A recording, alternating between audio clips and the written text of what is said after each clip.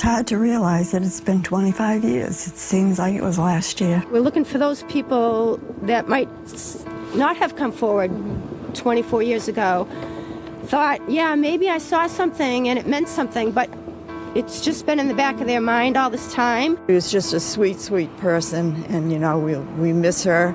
And to think what could have been, we wonder, what she could have been, what she could have done. Maybe something the police already have, but you may know something, just a small piece of information that will connect everything for them.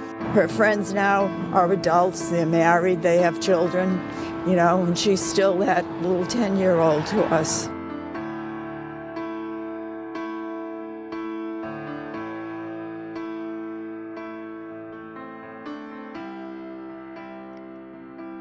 Hello and welcome to this week's episode of Who Killed Amy Mihalovic, a podcast that takes a deep dive into cases you may not have heard of and others you may have.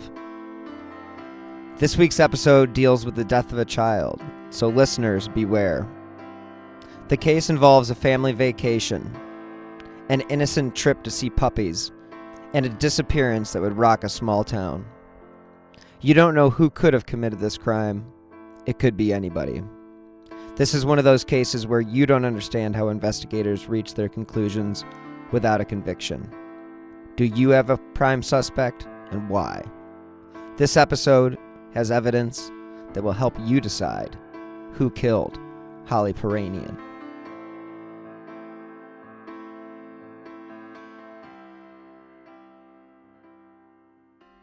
Welcome to episode 26 of Who Killed Amy Mihalovic.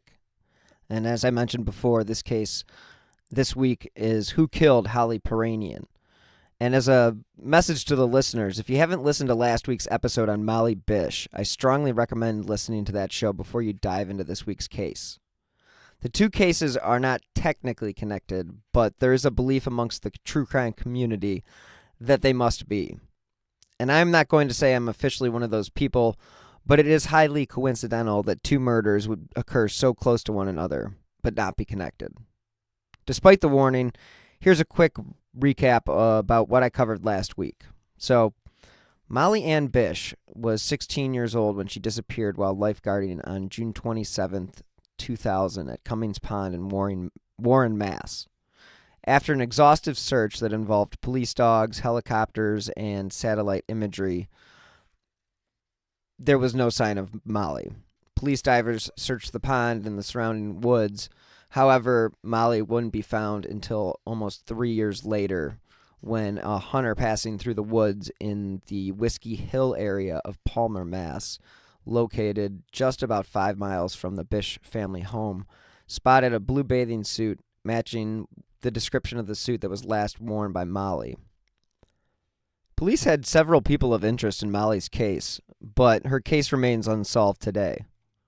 But 7 years before Molly Bish was abducted, another young girl was kidnapped and killed in the same area. And that's what this week's case is going to focus on, the case that happened 7 years before Molly was abducted. Forensic evidence does exist in this case, but the case technically remains unsolved. So listen to the evidence, and maybe you can decide who killed Holly Piiranian. So today's case takes us back to the summer of August 5th, 1993 in Sturbridge, Massachusetts.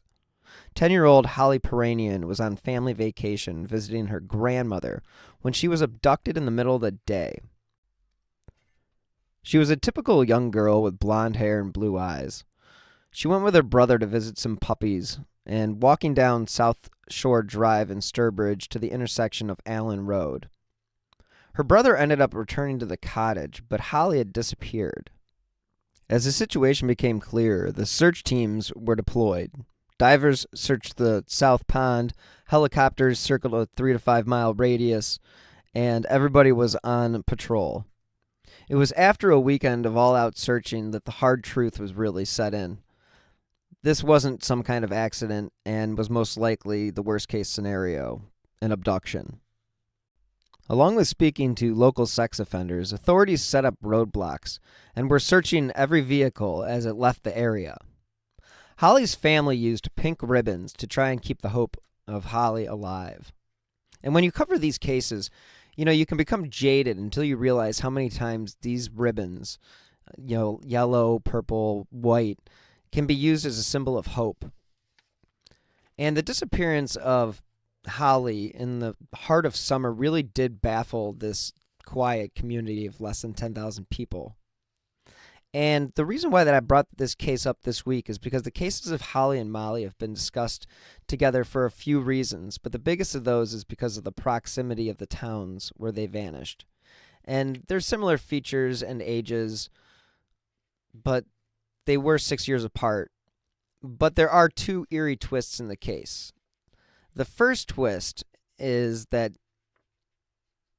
while Holly was missing, Molly Bish actually wrote a letter to Holly's family stating her despair over the case. And this is actually what she wrote. Quote, "I am very sorry. I wish I could make it up to you. Holly is a very pretty girl. She is almost as tall as me. I wish I knew Holly. I hope they find her. Molly Bish." It was probably some sort of class activity that sent those letters to Holly's family, but the irony is definitely there. So I can't blame anyone for picking up on the fact that two girls who communicated while one was missing are both now abducted and murdered. It's definitely the elephant in the room. But to say that anyone involved in the case would have known that information is a stretch, and a massive stretch at that. By Friday, the search was massive, with as many as 500 volunteers from as far away as New Hampshire, all plodding through the woods. Officials said there were no signs of foul play, but they could not rule out the possibility that the girl was abducted. The father, Richard Piiranian of Grafton, issued an appeal in the case to anyone who had kidnapped Holly. We're begging anyone with any information if they could just let us know where she is. Just a couple of facts about Holly. She was a typical 10-year-old. She was born on January 19th, 1983. Like most girls during the 1980s and the constant field trips to SeaWorld, she wanted to be a marine biologist. But she was also a water girl, and according to her grandmother, she was always in the water. According to her mother, Holly was a bright child and she excelled in science, and she loved animals, but she was also a typical older sister to her younger brothers and would always look after them. On the day that Holly went missing, Zachary, Holly's little brother, had gotten scared by the sight of a larger dog, and that's when he ran back to the family home. And that's when family realized that Holly wasn't with him, and that's when they went out looking. Holly's father, Richard Piiranian, reported his daughter missing at 11:45 a.m. It was when Zachary, Holly's little brother, had returned home without Holly that the alarm bells went off, and the family immediately began searching. Holly was just a happy girl, and she had recently celebrated her 10th birthday, and in the fall of that year, she would have entered the 5th grade. She lived in Grafton, Massachusetts, and had two brothers, Andrew and Zachary. According to the 1990 census, Grafton's population was approximately 13,000. Sturbridge, Mass, on the town from where Holly was disappeared, is a rural town on the border of Connecticut. In 1990, the population there was just under 8,000. Sturbridge is most known for Old Sturbridge Village, a living museum that recreates life in rural New England in the early 19th century. It was, by all accounts, a safe and very quiet place to raise a child. As I mentioned before, police began questioning sex offenders about Holly's disappearance within the first few hours. Police interviewed known sex offenders and residents in the area where Holly had vanished during the walk down a country road. Authorities said a thorough ground search of the area where Holly's family was vacationing was extensive. Police on horseback and motorcycles had widened the area, but they still were able to turn up nothing other than a red shoe. State Police Lieutenant Timothy Hackett said at the time, police were interviewing and re-interviewing neighbors of Holly's grandparents. As I had mentioned before, Holly and her brothers and father were vacationing at the grandparents' cottage in the South Pond area. Quote, "There is an intense criminal investigation going on," Hackett said at the time. Now, while police were doing their thing, Holly's father, Rick Piiranian, was trying to find answers on his own. Quote, "I'm trying to focus on just for the today, limit and trace down any leads and see if anyone might help." It's very common in these cases where you see family members take things upon themselves to start making posters and getting the word out. So I applaud any family member that is willing to put themselves out there right away, even if investigators are hesitant to think that something horrible has happened. But definitely give good props to Richard Piiranian for keeping the word out and never hesitating on the fact that this was an abduction. Tina Harrington had been divorced from Richard Piiranian for a while, but she made a televised plea where she was crying and said, quote, "Holly, if you can hear us, please be strong." Police even questioned a man that they had seen on the bridge, searched his brown pickup truck, but they also said that he was not a suspect in the girl's disappearance. The search continued to grow. Police and volunteers from 3 states began searching for Holly. Initially, police were unsure if Holly had been abducted or she was just lost or injured. 2 canines had been brought in by the Connecticut State Police to look for Holly, and they focused on the heavily wooded area where her shoe had been found. Divers, as I mentioned, searched the nearby South Pond, and as I mentioned earlier, too, that helicopters were used to search for any sign of Holly overhead. And as the weekend stretched on, police announced they believed that she had been a victim of foul play. Authorities continued to interview residents, question local sex offenders, set up roadblocks, and sort through the 100-plus tips about Holly. Police, volunteers, and Holly's family distributed hundreds of missing person flyers and hung pink ribbons across town. Just a week after her disappearance, Holly's case was featured on the infamous America's Most Wanted, which apparently in 1980s television was a rite of passage. Around 3:15 p.m. on September 7th, there was a tip that came in of a woman reporting that she had seen a child that fit Holly's description on the New York State Thruway. And apparently she was in a Dodge Omni or Chrysler Horizon with possible Vermont license plates, driven by a white man in his mid to late 20s. And I'm reciting this from a description in an article, and she described him as a man in his late 20s with a receding brown hair, with a bushy mustache, with wide, buggy eyes. Now, she stated that the car was about 10 years old and had rust along one side of the vehicle. The sighting was pertinent enough that the Seneca County Sheriff spent days checking motels, state parks, and roads for Holly, but they were unable to find anything. So just like that, Holly's case quickly went cold. We need someone to come forward who can place these individuals in the area at the time that Holly disappeared. And I can't specify their names because they haven't been formally charged yet. The location where these crimes took place make some people believe that Holly Piiranian and Molly Bish's cases are definitely connected.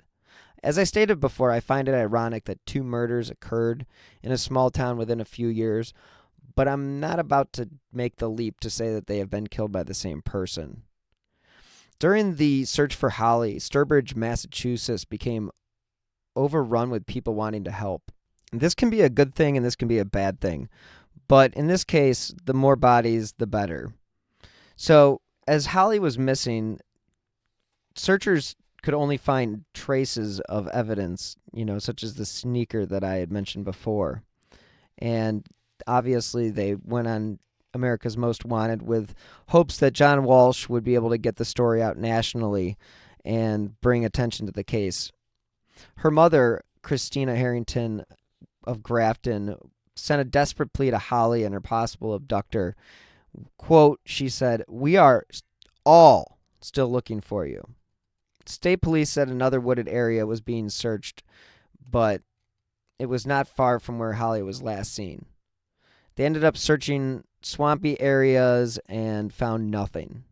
Holly's father, Richard Piiranian, has expressed confidence in the investigation and the fact that his daughter is still alive because they haven't found anything that made him think anything different. At the time, Holly's disappearance was the largest and most expensive search in Massachusetts history, only to be eclipsed by Molly Bish 7 years later. As the massive search was underway, it was conducted by local and state police, sheriff's departments, and units from Connecticut and Rhode Island. So needless to say, there was a lot of cooks in the kitchen. According to MassLive.com, the search began with 80 police officers and volunteers, reached 350 by the next day, and 500 plus by the end looking for Holly. But despite all the resources at their disposal, the searchers weren't able to find anything. I can only imagine what the first few hours for any family with a missing child can be like, and how excruciating those hours can be, because those hours turn into days, and those days turn into weeks, and then months. And then one day, just like that, the search is over. On October 23rd, 1993, Holly's remains were found by hunters in a wooded area off Five Bridge Road in Brimfield.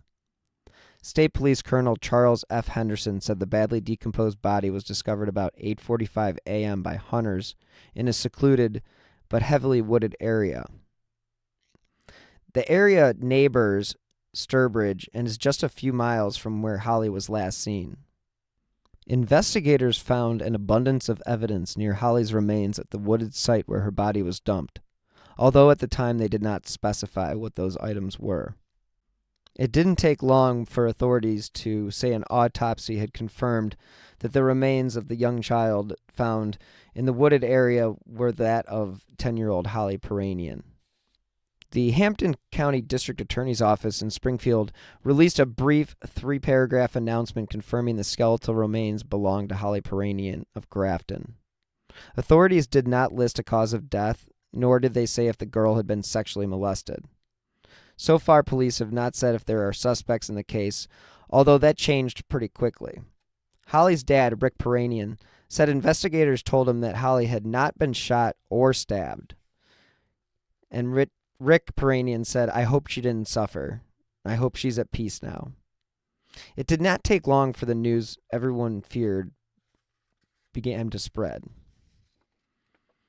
District Attorney William Bennett released a statement. "All examinations of the remains necessary to determine identity are now complete and confirm that the body is that of Holly Piiranian." On November 13th, 1993, Holly Piiranian's funeral was held at St. Philip's Church with more than 500 grieving friends and relatives in attendance. And now that Holly's body has been laid to rest, I'm going to start getting into some of the suspects. Because as I mentioned before, there weren't many to go by at the time, but through the years, suspects have come out of the woodwork. So after the funeral, the first suspect to come onto the radar was one Gerald Battistoni. The Telegram reported, and I'm reading the opening of the article, quote, "In 2011, a private investigator named Daniel Malley, a former Vermont state trooper who operates Allegiant Investigations in Worcester, alerted investigators after learning Mr. Battistoni had raped the daughter of a woman Mr. Battistoni was dating in the early 1990s.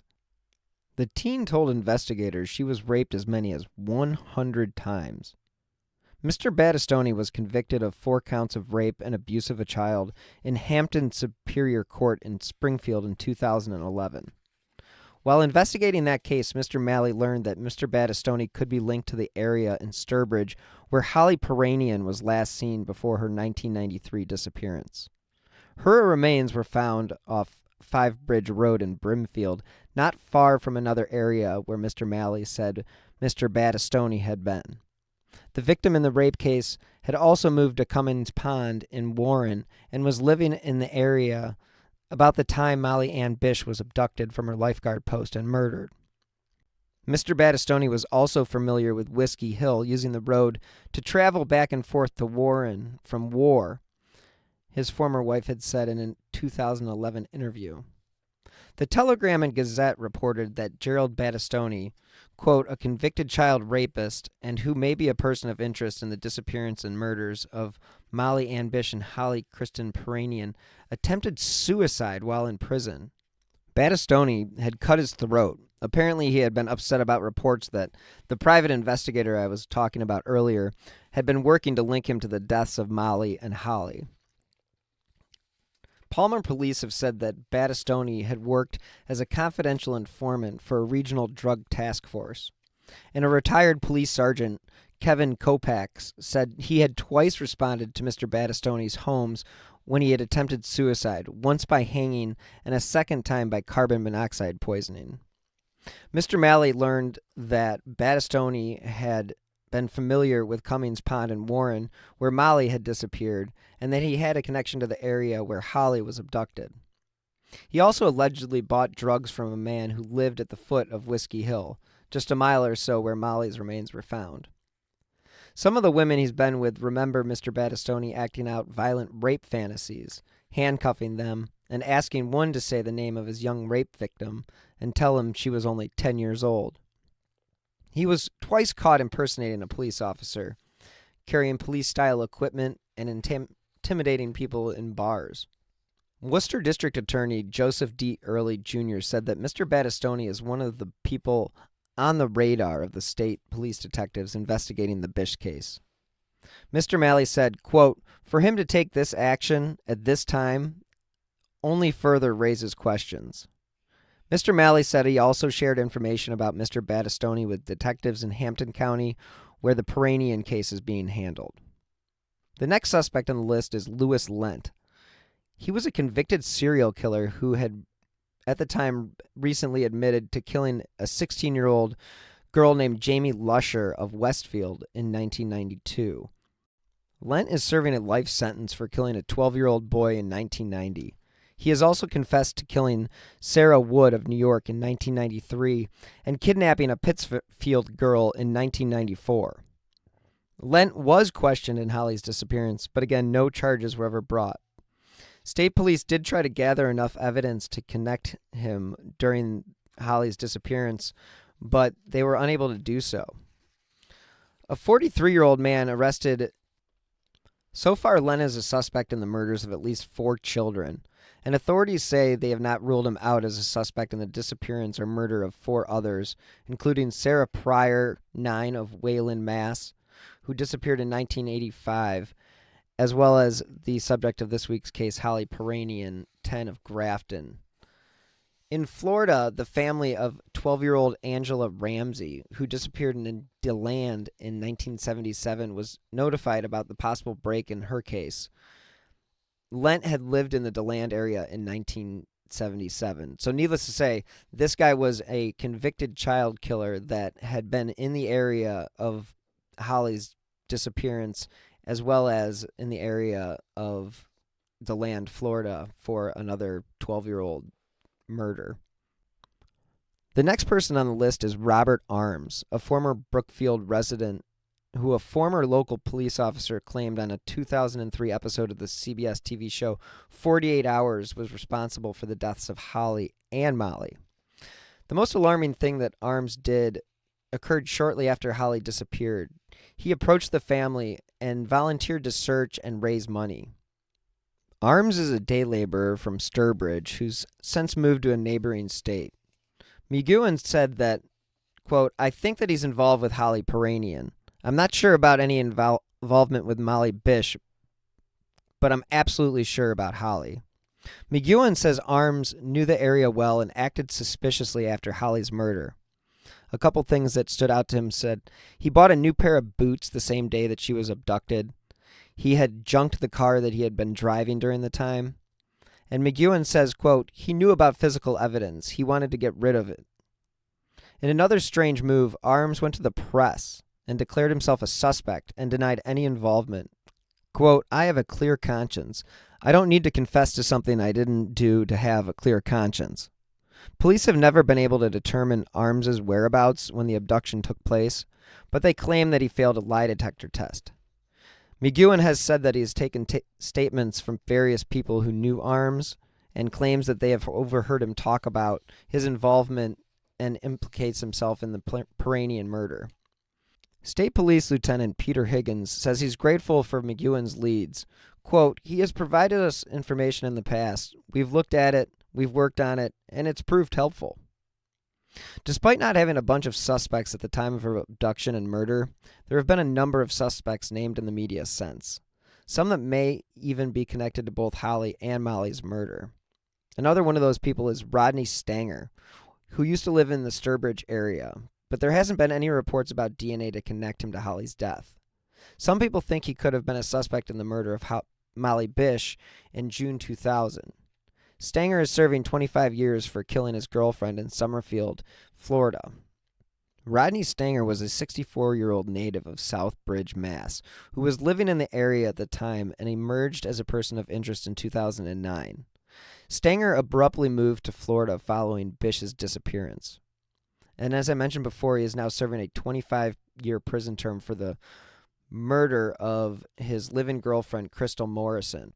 It was during the clean-out of Stanger's home in Florida that inside a kitchen cabinet, they found a wallet that contained a Massachusetts firearm identification card with a photo of Stanger that looked like the sketches made of the suspicious man seen hanging around the pond the day before Bish had vanished. The FID card was renewed just 2 months before Bish's disappearance from Cummings Pond in Warren, Mass. Quote, "He looks just like the sketch," the worker told the Worcester Telegram and Gazette. "It's him. I have no doubt it's him." The wallet has held Stanger's birth certificate, which listed Warren, Mass. As his birthplace, as well as a Massachusetts fishing license, as well as some keys to a safety deposit box. Stanger was already a person of interest in the Bish case, partly because of a tip, but after Morrison's death in 2008, he had become much more of a focus. But again, no charges have ever been filed against Rodney Stanger. Another person of interest was Robert Burno, who had accosted a jogger and was arrested. Robert Burno's brother, John Burno, had a seasonal campground, a Yogi Bear campground at that, in Sturbridge, Mass. So it's very possible that Burno could have been familiar with the area and may have spent time hunting or fishing around that locale. Robert Burno has a lengthy criminal record that included charges of assault and battery. But despite the circumstantial evidence connecting these suspects, no one has ever been charged in either Holly or Molly's crimes. Authorities needed a break. And in 2012, they thought they hit the payload. The DNA, or any DNA for that matter, is usually enough for a conviction. It was supposed to be the beginning of the end, but that press conference was 7 years ago and still nothing. But what you have to remember when you are dealing with skeletal remains of a child or an adolescent, there are enough things and enough time has passed that the remains may have been so decomposed that what you're actually collecting is just bits and pieces. So the most interesting turn of events came in early 2012 when a Hampton district attorney held a press conference stating forensic evidence tested had been tied to David Poulat to the scene of where Holly's body was found. He was from the Springfield area and was living in the area when she disappeared. Poulat had died at the age of 49 in 2003. So in 2012, authorities were looking into a connection between Poulat and an item found near Holly's body. Now, all of these leads, and police say there still isn't enough to charge anybody for her death. According to an article by Dave Smith on January 3rd, 2012 of the International Business Times, Richard Piiranian said, quote, "We were always told we'd probably be waiting on the forensic technology to get better. So the strangest twist of the whole case comes now, during the press conference detailing the new evidence. The person identified, we can establish, had a familiarity and in fact a connection to that very area where Holly disappeared and where her remains were found. And I repeat, Mr. Piirainen at this time is not being named a suspect.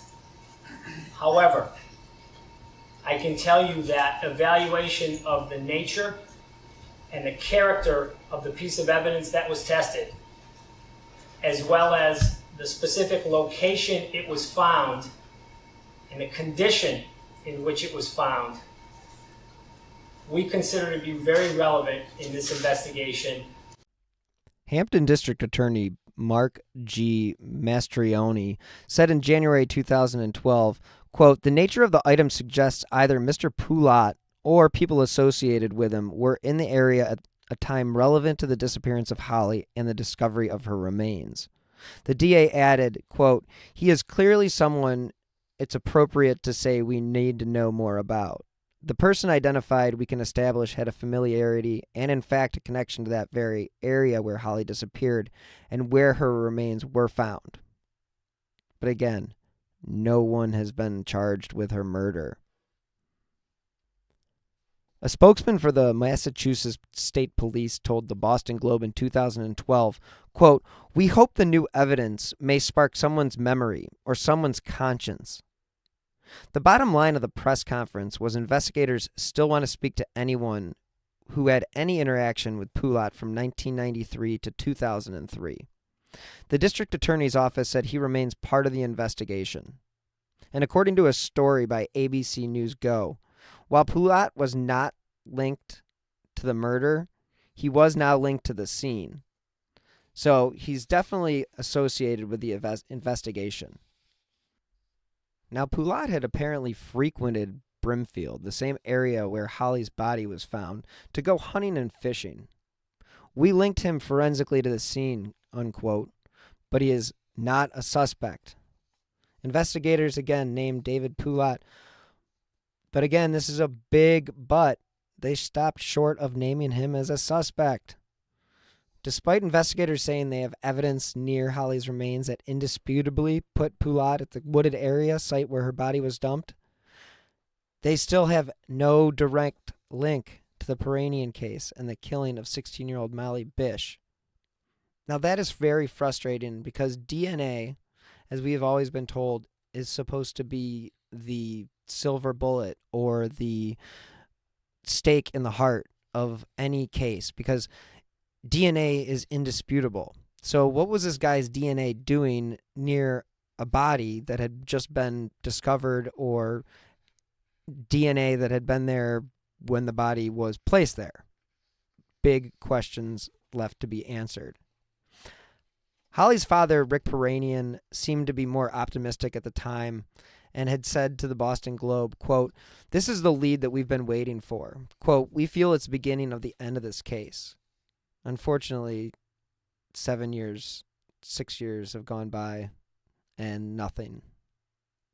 Poulat had died in 2003, as I mentioned, at the age of 49 in his mother's home in Springfield.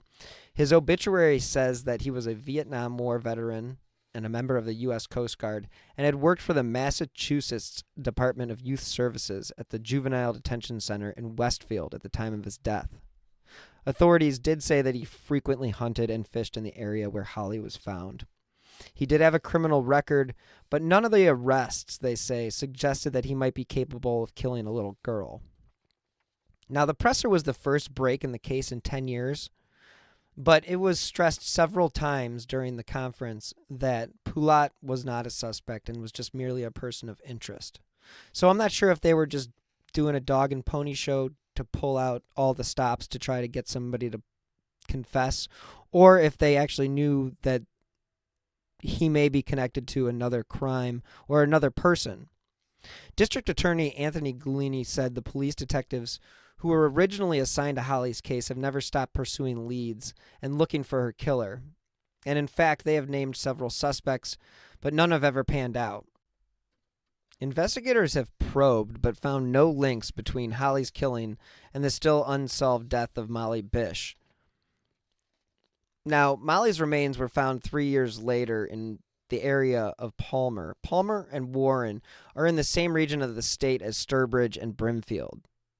So when I was digging around web sleuths, I came across a post mentioning the Connecticut River killer and how he may be a good suspect in the case of Molly Bish. I was actually unfamiliar with this case, so I'm not sure how much weight to give to it, but there weren't any reported murders after the last in 1989. But I'm not so sure that he stopped killing in the 1980s, and believe he may have also targeted children at the time. So, I don't know. I'm kind of open on that one. I think anybody who's looking for answers to an unsolved case will always look to a serial killer or a potential boogeyman as the unknown offender.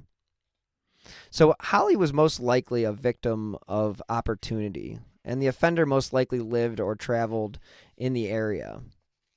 And the fact that she was abducted when she was probably just the fact that she was by herself. And unfortunately, in crimes like this, that's generally a sexually related crime.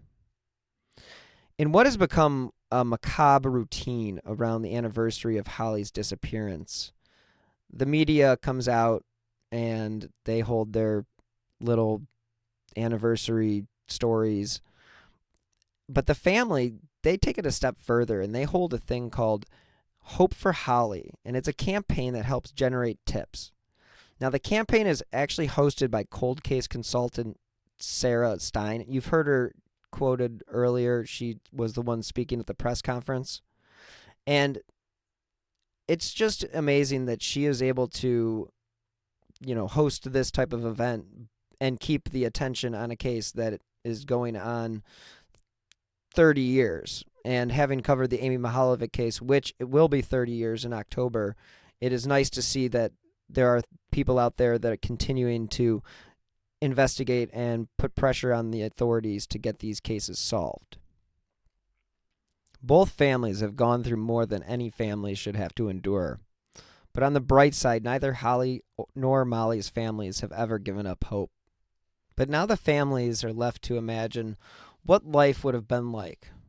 What would Holly have become? She wanted to be a marine biologist, but I can imagine her wanting to clean up the oceans and make those animals or mammals the way that she remembered them. Her friends are now grown and some of them are married and have children of their own. Holly's family marked the 20th anniversary with a memorial mass at St. Philip Parish in Grafton, and that was where Holly was baptized and received her first communion. And it was the year that they also tried to get the story out to the media because it is still unsolved. State Police Sergeant Brendan O'Toole has worked on Holly's case since 2000, and his boss, Captain Peter Higgins, has also been on the case since day one. O'Toole said the State Police Detectives Unit attached to the Hampton District Attorney's Office is looking at leads both new and old, sending evidence out for testing, and meeting with the Piiranian family on the regular to keep them updated. He said the office receives an uptick in the number of calls about Holly's case because of the media coverage on each anniversary. While no one has been arrested for Holly's disappearance and death, several people have been possibly identified as being the killer. So again, the cases of Holly and Molly that have been discussed in tandem, mostly due to the proximity of the towns where they vanished and their similar features and ages, and the fact that Molly had written a letter of support to the Piiranian family shortly after Holly disappeared. All those things combined make these two cases feel like they will forever be connected. And I don't know if that's a good thing or a bad thing, or if the killer is the same person. And if it is, I'm happy to have him give the police a call because they are waiting for any information from anybody in regards to the death of either Holly or Molly. Holly's disappearance had opened the eyes of her family on just how many disgusting people had lived in the Sturbridge area. So they had urged parents and local residents to be aware of who was living in their neighborhood and to be alert. And I'm not saying that this is just a Sturbridge problem. This is a problem that exists across the country. And that could be something that you can either look at because of the sex offender list or the offenders themselves. That's a political thing. I'm not going there. Anyway, she said that basically the family was very pleased with the current case of the investigation, even though it still remains unsolved. The family does hope that with today's technology and with new things being developed every day, that they will actually be able to get an arrest and a conviction. In 2016, a spokesperson for the district attorney's office said Poulat remains a part of the investigation, but still remains not a suspect. Holly was the daughter of Christina Harrington and Richard Piiranian and the sister of Zachary and Andrew. And now she has been laid to rest, and it's up to you to decide on whether or not you think it was David Poulat or one of these other suspects that has been mentioned in this episode. Because without any charges being brought against any of these individuals, the case technically remains unsolved. So if you are one of those people that has information, please don't hesitate to give the proper authorities a call. You may be the difference.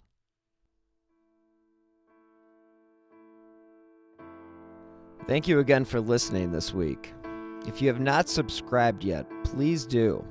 As a reminder, this is an independently produced podcast.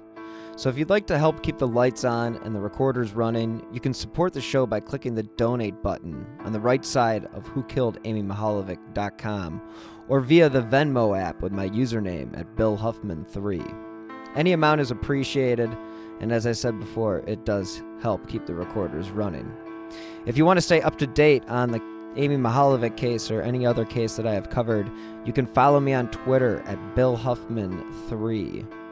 If you do enjoy this podcast, please leave a 5-star review on Apple Podcasts or wherever you listen to podcasts.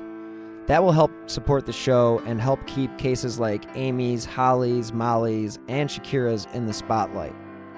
Anyone with information about Holly's murder is asked to email thomas.w.sullivan3@massmail.state.ma.us. I will put that in the show notes. Or call the Hampton County State Police Detective Unit at 413-505-5993.